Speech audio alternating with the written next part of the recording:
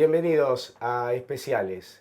El ministro de Economía, Luis Caputo, anunció una tercera fase en el plan económico de gobierno que incluyó un nuevo acuerdo con el Fondo Monetario por 20.000 millones de dólares y una liberación parcial del cepo al dólar que produjo en principio una devaluación y un aumento en los precios de los productos de la canasta alimenticia.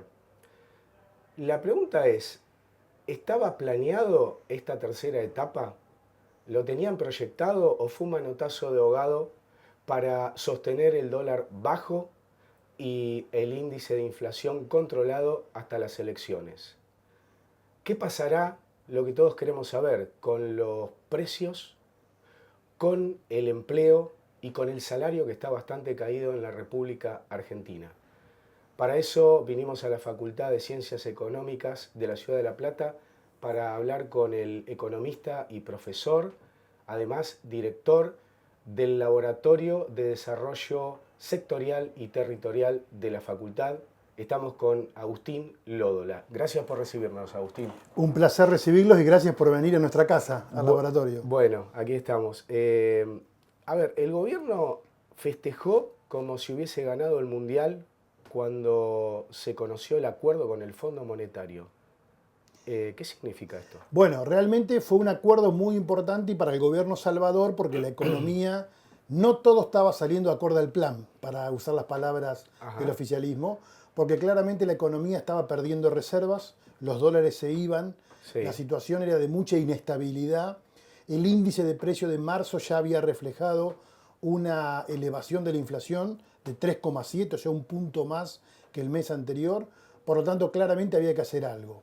Y como todo producto de la economía, lo que el gobierno logró fue un fuerte adelantamiento de fondos, yo lo llamaría así, por parte del Fondo Monetario Internacional, un adelantamiento de dólares que permitió generar esta tranquilidad, por lo menos por unos meses, pero siempre tenemos que tener en cuenta que es como que faltaba un producto, los huevos, vamos a suponer, ¿no? Sí. Faltaban huevos, el precio de huevo subía y de pronto alguien nos puso toneladas de huevo para vender. Entonces el precio del huevo va a bajar, ¿no? Como está pasando ahora.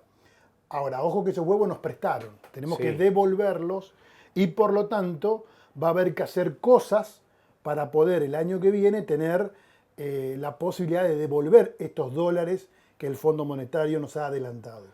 12.000 millones de estos 20.000 es un préstamo, por parte de lo que le debe la Argentina en la deuda de los 47.000 millones del gobierno anterior. Claro, la cuenta es así, Alejandro. En los próximos 2 años, que más o menos es lo que dura este nuevo acuerdo, había que pagar alrededor de 14.000 millones. El fondo nos da 20, o sea que nos agrega 6. Pero, ¿por qué hablo de adelantamiento? Porque lo que el fondo hace es, en lugar de esperar como hacía tradicionalmente trimestre a trimestre, al vencimiento, 12.000 nos da ahora.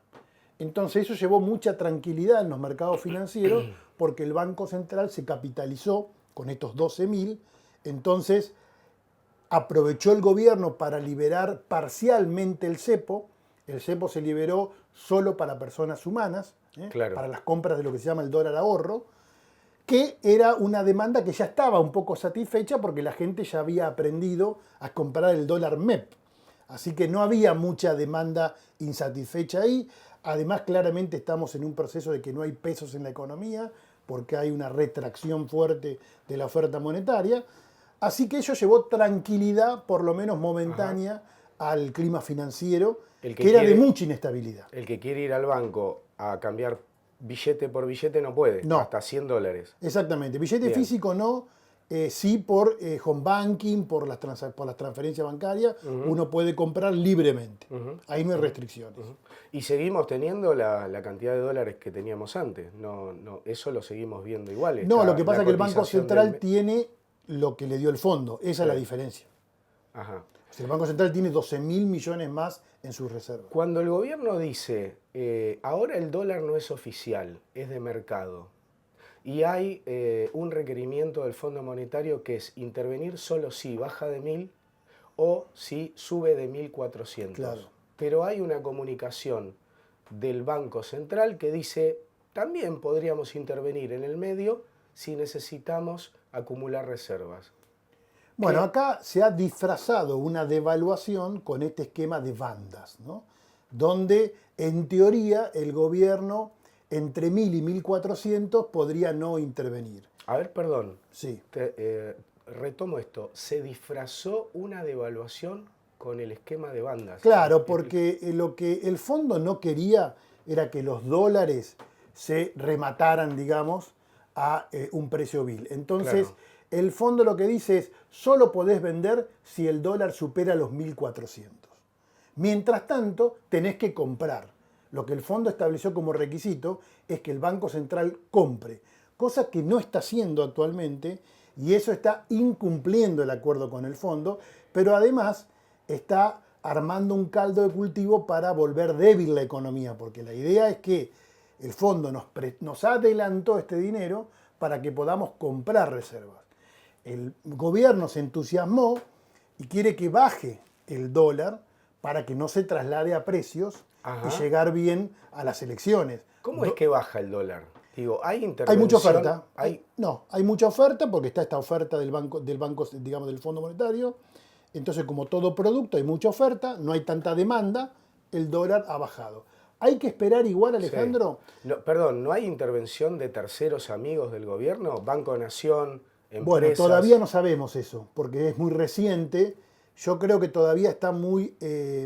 los importadores, que son los grandes compradores de dólares, todavía no han entrado al mercado. Ajá. Ahí cuando entren los importadores es donde va a surgir la demanda importante. El gobierno dice que el dólar va a bajar y que los salarios van a volar.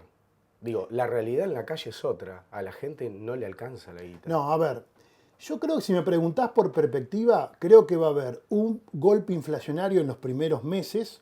Sí. Creo que abril va a ser inflación alta, también puede ser 5. un poquito mayo. No sé si va a llegar a 5 porque el gobierno está trabajando fuertemente sobre los formadores de precios y tal vez algo ya hayan adelantado, ¿no?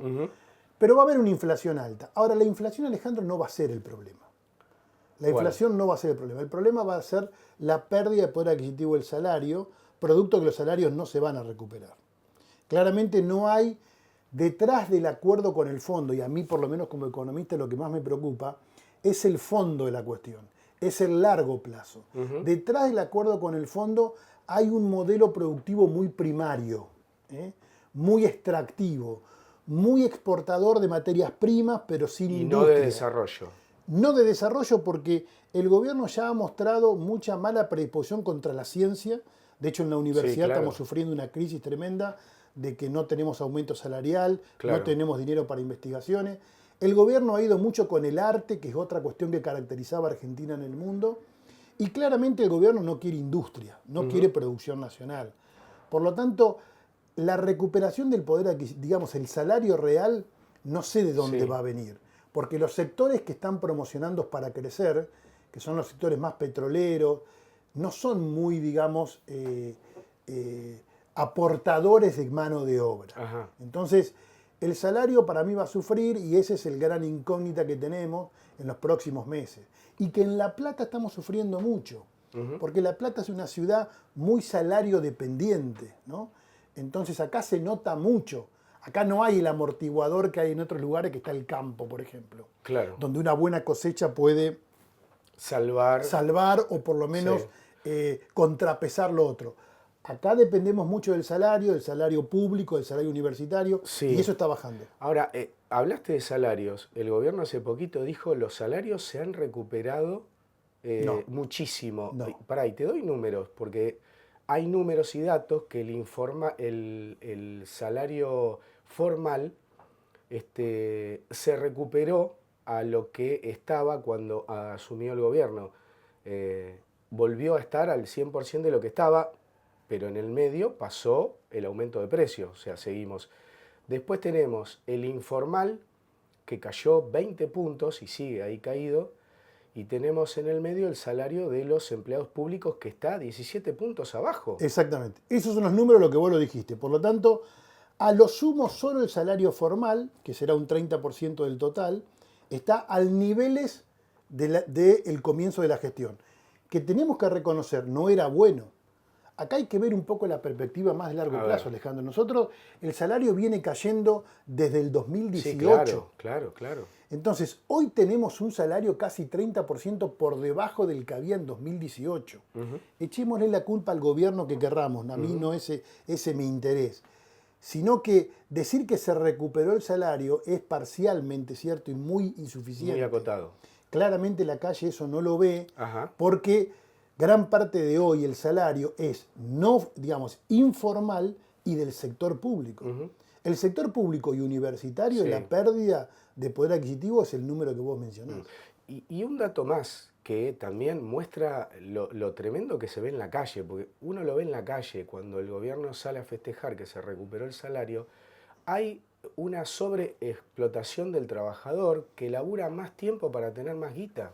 Exactamente. Y esto también le da números positivos al gobierno en lo que es el salario formal declarado, ¿no? Exactamente, nosotros lo tenemos medido por una encuesta que hacemos de los taxistas, que han agregado casi 2 horas diarias para tener una mínima recuperación. Ellos están sufriendo una crisis muy grande, ¿no? Ese sector del transporte, pero han tenido que agregar 2 horas diarias de trabajo para poder al menos compensar. Y no lo logran compensar. Y no lo logran. Bueno, ahí hay un número que desde que el gobierno asumió y produjo la devaluación, que no se hace cargo, porque parece que la devaluación es de diciembre del 2023, que no le corresponde al gobierno, digo. Pero con esa devaluación el salario cayó 20 puntos y hasta que se recuperó le comió 1,5 millones de dinero al trabajador. Exactamente. Lo que hay que pensar es que si se recuperó a hoy, se perdió todos los meses anteriores, que es lo que están reflejando las estadísticas de venta de supermercados, por ejemplo, donde hay una caída bastante importante. Hay una caída en la industria, hay una caída muy fuerte en la construcción y hay una caída en el comercio. Son 3 ramas que es donde se ocupa el 70% de la población argentina. Sí, decime por tu experiencia, ¿hay algún país que haya podido desarrollarse y salir del pozo con la ayuda del Fondo Monetario Internacional? No, el Fondo Monetario nada que ver con el desarrollo. O sea, el Fondo Monetario uno acude cuando tiene muchos problemas y el Fondo Monetario presta para crisis que se llaman transitorias. Para desarrollo es otra cosa. Generalmente no se logra con préstamos del fondo el desarrollo. Perdón, dijiste que el gobierno acude cuando está en crisis. Sí, totalmente. No es lo que está diciendo el gobierno. Bueno, pero claramente... El gobierno dice que es parte de la tercera fase del plan. Bueno, cada uno arma su relato para que le convenga. También ha mezclado la liberación del cepo como la gran noticia, ¿no?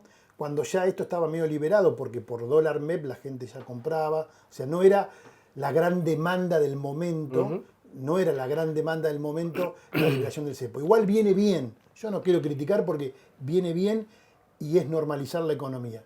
Pero a tu pregunta, un préstamo con el fondo nunca es para desarrollo, siempre es para tapar problemas temporales. Y esto va a traer más ajuste. Esto, por lo que yo veo, por lo que leo en el acuerdo con el fondo, claramente hay un compromiso de primarizar la economía. Entonces, ¿de dónde van a surgir los puestos de trabajo para tener empleo y salario? Es la gran pregunta. Sí. Otro punto es, se festejó hace poco también que se bajó la pobreza del 53 al 38. Milei dijo, sacamos a 10 millones de personas de la pobreza. No hace falta ser técnico o especialista como sos vos para hacer números, elaborar. Salís a la calle y ves que la gente duerme en la calle, come de la calle, revuelve la basura. Digo, ¿cómo se entiende? No, eso lamentablemente la medición de pobreza que tenemos en Argentina es muy pobre, valga la redundancia, y depende mucho del índice inflacionario. Es una medición que hay que entenderla bien, que mide solamente la pobreza por ingresos, entonces cuando la inflación baja, eso recupera un poco.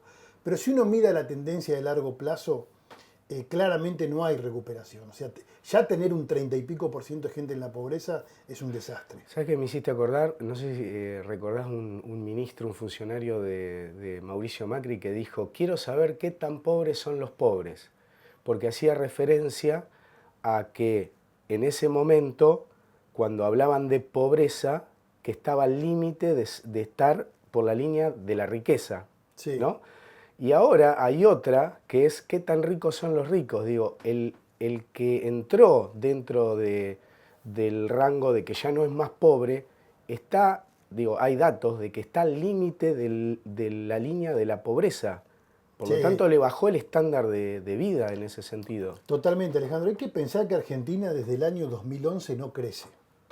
O sea, hemos tenido vaivenes, Sí, pero no, un país no sin de- crecimiento claro. no va a reducir la pobreza en serio. Ujú. O sea, claramente nos falta crecimiento, nos falta un sendero de desarrollo estable, aunque sea poquito, pero todos los años. Hemos tenido un vaivén que del 2011 estamos en el mismo nivel en la actualidad. Así que la pobreza, por más que las mediciones, o sea, cuando subió Milei y produjo el fogonazo inflacionario, la pobreza subió al 50 y pico %. Sí. Después, cuando la inflación bajó, vuelve al 34%. Hoy está más o menos en niveles similares a cuando Milei entró. Igual son datos preocupantes, alarmantes. Claro. Son datos muy altos de pobreza. Nunca me pondría contento de eso, sino simplemente es una cuestión estadística la que ha pasado. Como vos bien decís, claramente hay muchas necesidades y se observa. Yo nunca he visto tanta gente pidiendo en la calle y tanta gente tocando la puerta de las casas preguntando si sobró algo. Revolviendo la basura, Sí, eso es tremendo. exactamente. Se ve, digo, Eso se a ve diario. muchísimo, pero yo que soy un confiado en las estadísticas y que me gusta mucho, Sí. sé las debilidades que tienen. Entonces, esta suba y baja de la pobreza es una cuestión de simplemente el índice inflacionario que subió y bajó. Además, si mal no tengo entendido, se mide en las zonas urbanas más importantes, no Sí. en todo el país. No, claro, se mide Y- solamente en la parte urbana y la canasta de bienes que se usa está bastante envejecida Sí. porque nuestro índice de precios se sigue haciendo con la canasta del 2004. 2004, Sí, mira, justo exactamente. tocaste un tema que te quería preguntar, pero digo, ¿qué implica eso? Digo, porque creo que estaba Blockbuster en esa época, en la canasta. Sí, hay un montón de bienes que tenían inclusive un peso muy distinto. Por ejemplo, el peso de la energía eléctrica no pesaba lo mismo que ahora, el peso de las comunicaciones, el peso de algunos alimentos, de algunos productos como el que vos mencionás. Para que entienda el No que había no- Netflix, ¿no? el que nos... Claro, no había Netflix. Para que entienda el que nos ve, digo, la metodología es ver el precio y después hay un porcentaje de lo que representa en tu vida cotidiana ese precio. Claro, lo que hace el INDEC es recolectar un montón de precios y cada precio se pondera, se multiplica por el peso Sí. que tiene ese bien en la canasta. Ese peso está determinado por 2004. 2004. Exactamente, es una Estamos canasta hablando vieja. de 20 años atrás. Hay cálculos de la Universidad de Itela que hicieron cuánto hubiera sido la inflación si se hubiese actualizado la canasta. Ajá. Y da 15 puntos más que lo que dio. O sea que la caída del salario real que estamos viendo es peor. Es peor. Es peor, claro. Es peor. Y es un poco bastante realista con lo que uno observa, ¿no? Había un índice ya elaborado y preparado para que se actualice en noviembre del año pasado. Sí. De hecho, una funcionaria, no recuerdo el nombre en este momento, la eyectaron porque fue la que terminó de hacerlo. Exactamente. Está el No- índice hecho desde el año pasado. Ahí déjame decirte algo Sí, metodológico. sí. Yo creo que el índice de precios se tendría que haber actualizado mucho antes. Mucho antes. Mucho antes. Ujú. Y que hacerlo ahora a mí no me parece bien, Ajá. porque a todos nos entraría la duda de cuál es la inflación. Creo que hay que esperar un momento de mayor estabilidad, porque si no entraríamos a pelearnos, porque no se pueden publicar dos índices. El día que el índice cambia, cambió. Cambió. Entonces estaríamos, Alejandro, discutiendo, ¿cambió porque cambió la metodología o porque hay inflación? Entonces, me parece que no es momento, un momento de intensidad inflacionaria como el que tenemos, no es momento de cambiar el índice. Te lo digo desde el punto de vista metodológico. Ujú. Bien, pero de todas maneras no es el índice No. acorde a los No, tiempos eso que estamos claramente, viviendo. Eso claramente no. Claro. Habló Caputo en un tuit Y puso esto, lo quiero leer. Dólar en 1065 en este momento, por debajo del dólar oficial. Previo a la salida del cepo habría que esperar una catarata de colegas y periodistas pidiendo disculpas por decirle a la gente que habíamos devaluado, pero seguramente no va a suceder. Una vez más hicimos lo que dijimos que íbamos a hacer y pasó lo que dijimos que iba a pasar. ¿Es bueno que en la Argentina baje cada vez más el dólar? No, eso va a generar innumerables problemas. Primero que no se va a corregir los problemas que venían y que llevó a esta crisis que se tuvo que recurrir al fondo, que es que el sector exportador no tiene rentabilidad, que conviene comprar más afuera que adentro y por lo tanto los sectores productivos argentinos cada vez van a producir más. La cola de gente yéndose a Chile y a Brasil va a aumentar y eso no es bueno. Segundo, la paz temporaria que se consigue en el tipo de cambio, vuelvo a repetir lo que dije al principio, Sí. es producto que nos prestaron 20.000 millones de dólares para tenerlos ahí de reserva. Hay que devolverlo. O sea que si no compramos reservas y si nos entusiasmamos con un dólar bajo y no compramos reserva, no sé cómo vamos a hacer para devolver todo esto que pedimos prestado. Y si no solo no compra, sino que vuelve a intervenir en el mercado con dólares, Peor. peor. Peor. No es lo que parece que está haciendo hasta ahora. Ajá, bien. Pero yo quiero ver que este valor del dólar claramente era un problema antes Claro. de que esto ocurriera, por lo tanto sigue siendo un problema, ¿no? ¿Sabés que hay una proyección del gobierno en llevar al dólar a casi 900 pesos? Bueno, pero eso, bueno, entonces se van a profundizar los problemas que acabo de mencionar. Ajá. El Esto es sector como el productivo 1 a argentino 1 va- del... Creo que está muy del- por debajo del 1 a 1, o sea, sería un problema de competitividad muy fuerte. El principal problema de eso es que Argentina no va a producir nada. Claro, claro. Vamos a ser solamente compradores y compradores los que puedan comprar. Ujú. Porque acordate que el que compra es porque tiene un ingreso atrás. Ese ingreso va a venir cada vez menos porque, de hecho, el exportador va a tener problemas porque cada vez le dan menos peso por cada dólar. Y la parte productiva argentina va a caer porque se va a comprar productos afuera. No va a haber Así que inversión. No conviene invertir. No. Y eso es claro la inversión, porque es Claro. interesante que vengan inversiones y la inversión vienen a países que venden, no a países que compran. Claro, claro. Entonces, hay que reactivar un mercado interno fuerte, un poder de compra fuerte, y las empresas van a invertir. O sea, el RIGI quedó en letra muerta. Por ahora sí, por ahora no hay grandes expectativas, porque igual el RIGI estaba armado para la parte más petrolera y más hidrocarburífera. Tal El vez ahí litio, aparezca, la minería. ojalá aparezca porque es un sector muy interesante para Argentina, pero es un sector que todavía está muy lento, digamos, ¿no? Pero sí hay para explotar minería de oro, de cobre, de plata, de litio y abajo en Vaca Muerta, ¿no? Abajo digo en el país. Sí, yo iniciaba con una pregunta. ¿Qué va a pasar, de acuerdo a tu expectativa, qué puede pasar, mejor dicho, de acá a las elecciones con el salario y con el empleo y los precios, digo? Y después, porque se habla que después de las elecciones podría haber una gran ajuste, una gran devaluación. Bueno, para mí a las elecciones se llega con una inflación un poco más tranquila, con salario como el que está hoy. Malo, bajo poder de compra. A mí lo que más me preocupa es después. ¿Por qué me preocupa después? Porque no hay un modelo de desarrollo detrás. Y lo que yo veo que hay es un país que no me gusta, en el sentido de que es un país sin industria, sin ciencia, sin tecnología, sin arte. Es un país donde nosotros que estábamos orgullosos del país que teníamos, que uno podía hablar con cualquiera y decir tenemos estas películas, tenemos estos científicos, tenemos estos premios Nobel, estas cosas no van a estar. Entonces, eso es lo que más me preocupa, Alejandro. Al gobierno sé que le preocupan las elecciones, a mí me preocupa más el largo plazo.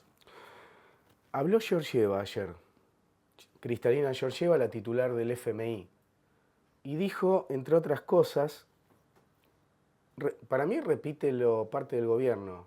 Esta vez es distinto lo que le pasa a la Argentina. Ajá. Dijo que reconoce lo difícil que es el esfuerzo de tener superávit y que Argentina tiene superávit. Y además dijo que en Argentina hay 200.000 millones de dólares bajo el colchón Y qué bueno sería para Argentina que eso estuviese en la producción para levantar al país. Bueno, coincido, qué bueno que sería. Hace décadas que está en el colchón o está fuera del país La pregunta es por qué. y no se invierte, claro. O sea, tiene que aparecer, yo digo, ¿quién va a invertir en un proyecto de país como el que acabo de describir? O sea, la gente va a invertir porque hay demanda, porque hay dinamismo, Sí. porque hay desarrollo. Sí. No sé quién, si ya retiró ese dinero, ahora va a decir para qué va a volver. Digamos, solamente una especulación financiera. Bueno, la especulación financiera siempre de corto plazo. Sí. ¿No? Nosotros lo que queremos es que vengan a poner producción, a aprovechar nuestro conocimiento, nuestro talento, nuestro arte, nuestra ciencia, Sí. porque eso le agrega valor y eso es salarios altos, en definitiva. Claro. Eso es poder de compra, eso es desarrollo. Eso es lo que yo no veo, más allá de los momentos financieros. Y detrás del superávit fiscal también hay que mencionar algo que no está muy dicho, y es que no hay obra pública en el país. Entonces, por ahora no estamos bancando las rutas como están, pero vamos a tener problemas si no invertimos en infraestructura. Ya está Porque viendo para que problemas, vengan claro. gente a producir necesitamos infraestructura. La infraestructura la hace el sector público generalmente, o por lo menos la inicia el sector público. No está previsto un aumento de obra pública, que hoy está en cero. Entonces, las rutas están deteriorándose, Sí. los caños están deteriorándose. ¿Qué va a pasar? Pero el impuesto al combustible para ese rubro se está cobrando. Exactamente. Otra cosa que yo veo en el acuerdo con el fondo, ya que dijiste los impuestos, es que no se habla de bajar la presión tributaria. La presión tributaria que muestra el acuerdo con el fondo es en alza, no en baja. Así que, O sea, este gobierno libertario que vino a bajar impuestos no, lo los va a sigue subir. subiendo. Eso es lo que dice el acuerdo con el fondo. El acuerdo con el fondo dice que los impuestos van a subir. Van a subir. Sí. Y el gobierno acordó. Exactamente, está eso en las 134 páginas Mirá vos. del acuerdo con el fondo, está una mayor presión tributaria, un superávit fiscal a costa de una obra pública que no sabemos quién la va a hacer, y un país muy primario. Un país muy primario, eso me preocupa mucho, Sí, claro. porque Argentina siempre tuvo una tradición de una pretensión industrialista, entre comillas, que está detrás de esto de tener una clase media fuerte, una clase media con poder adquisitivo, y Bueno, eso es lo que ya no se observa. lo dijo el presidente que quería volver al país del 1800. ¿no? Bueno, sí, es una Pero, discusión histórica que yo creo que está equivocado. digo, de En la ese- primera constitución nacional, ¿no? En ese país había un montón de virtudes, pero había un montón de desventajas. Por suerte las hemos superado. Claro. El país era muy desigual, el país no estaba Sí, claro, integrado. claro. Bueno, creo que se ha avanzado bastante. Sí. Otra de las cosas que hizo el gobierno que promueve el libre mercado es apretar a los empresarios por los precios, porque la devaluación, Eso es raro de un gobierno digo, que... es raro, ¿no? Sí. Pero lo raro es que los precios ya venían subiendo antes de que anuncien el acuerdo y la liberación parcial del cepo. Ya venían aumentando. De hecho, nos pasó a todos. A mí me pasó que venía aumentando. Después se disparó un poquito más ya en esa semana y el gobierno se enojó con los empresarios. Sí, ya nos tiene acostumbrado a que lo ideológico por ahí lo resalta mucho, pero después, a ver, la inflación era puramente un fenómeno monetario. Sí, Entonces, ¿no es así? sin emitir y sin déficit no iba a haber inflación. Resulta que hubo inflación. Sí. Se necesitó parar el dólar. Ajá. Entonces ya no es solo un fenómeno No es. monetario. Ah. Y ahora parece que tampoco es un gobierno tan liberal, porque los empresarios parece que también son formadores de precios. Ellos decían que no, Ajá. que los precios se forman del libre juego de la oferta y la demanda. Pero se sabe que en el país nuestro hay mucho oligopolio y monopolio que son formadores de precios. Ahí también el gobierno cambió el discurso en favor de, bueno, ahora controlar eso. Contanos, vos como director del laboratorio acá, del laboratorio de Desarrollo sectorial y territorial. sectorial y territorial, ahí está, elaborás un índice o elaboran un índice para La Plata. Exactamente, nosotros hacemos toda la estadística para medir la economía de La Plata, tanto en precios como en cantidades. ¿Y cómo estamos en La Plata? Estamos mal porque venimos de un año muy duro. Nosotros veníamos de La Plata de una recuperación pospandemia muy importante, con un reverdecer del turismo, de lo gastronómico, de la industria, y lamentablemente eso se paralizó en 2024. Principalmente porque La Plata tiene una alta dependencia del salario público, que se deterioró rotundamente en todos los niveles, y eso ha generado en el comercio un parate importante, que nosotros todavía no estamos viendo. Estamos terminando ahora la encuesta del primer trimestre 2025, y los resultados que tenemos hasta ahora es que estamos igual que terminamos el 2024. O sea, no hay una recuperación, y la verdad que el comercio es un termómetro importante de lo que le pasa a la ciudad. Bien, y con respecto a la inflación, ¿cómo viene dando? Nosotros veníamos ¿Aumentó? Inflación en alza, aumentó un punto respecto a la medición anterior, y ahora a fin de mes vamos a tener el otro.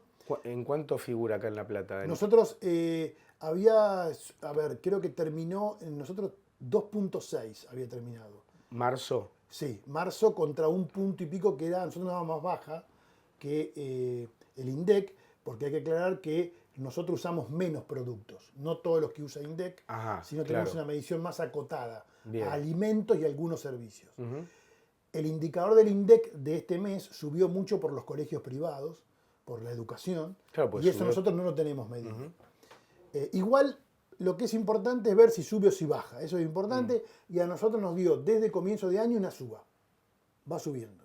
Vamos a ver ahora qué da en abril. Bien, hay medidas electoralistas. Ahora el gobierno desistió de aumentar los servicios hasta después de las elecciones. Bueno, el gobierno apuesta al tema inflacionario. O sea, eso lo viene haciendo desde el año pasado, y ahora lo que trató de que este acuerdo, digamos, esta salida del cepo y del esquema cambiario anterior, trató de que no se le vaya a inflación, así que va a hacer todo lo posible por parar todos los aumentos. Claramente eso es pan hoy, hambre para mañana, porque después se atrasan esas cosas y hay que retomarlas, ¿no? Sostener la economía de un país en dos medidas, un dólar bajo y una inflación baja. Exactamente. ¿Es sano para un país? Es totalmente insuficiente. Es totalmente insuficiente y no es sano producto de lo que hablamos anterior.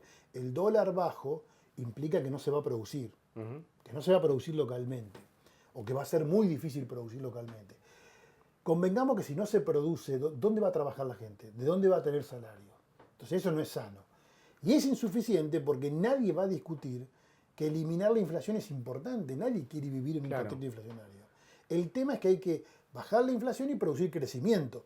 Ese es el verdadero desafío. Pero el gobierno nunca va a estar dispuesto a aumentarle el salario a los trabajadores, porque eso generaría, sí, inflación. No, inclusive, supongamos que no está dispuesto porque ellos tienen como idea de que es el sector privado el que determina las cosas, ¿no? Sí. Ahora, el modelo que está entrañando, que está diseñando, no es de salarios altos. Ese es el problema. Porque no es solo que el gobierno no le va a dar el aumento. O sea, a nosotros los profesores universitarios no nos va a dar el aumento, ¿no? A los docentes no le va a dar el aumento, a los médicos de los hospitales no le va a dar el aumento. Ahora, el sector privado tampoco está armando una estructura algo para que haya salarios altos. Claro. Este país que vos decís, llevarlo país a primario, la primarización. Exactamente, un país primario. Llevado a la primarización. Y también, esto de achatar los salarios de las clases medias tiende a llevarnos también a lo que es, por ejemplo, Paraguay. Bueno, no quiero hablar mal de ningún país, pero claramente Argentina se distinguió en América Latina por tener una clase media un poco más potente y un poco más, no solamente por los precios, no solamente por el salario, sino porque su educación pública, su salud, sus servicios eran de calidad, que es algo que también hay que recuperar.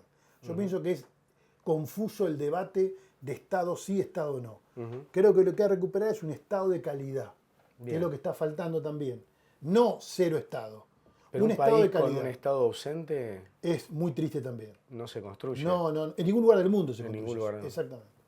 De hecho, Trump, que es un ídolo del gobierno... No, está haciendo todo lo contrario. ¿no? Está haciendo todo lo contrario. Exactamente, está fomentando la economía de su país a costa de, unas locuras ahí arancelarias, pero claramente está en las antípodas del pensamiento de Milei en ese aspecto. Agustín, te agradezco. No, un placer hablar con vos y con toda tu audiencia. Bueno, gracias. Agustín Lódola, profesor, economista de la Facultad de Ciencias Económicas de aquí de la Ciudad de La Plata. Nosotros nos despedimos hasta la próxima emisión de Especiales, como siempre, por Realpolitik Televisión. Chau.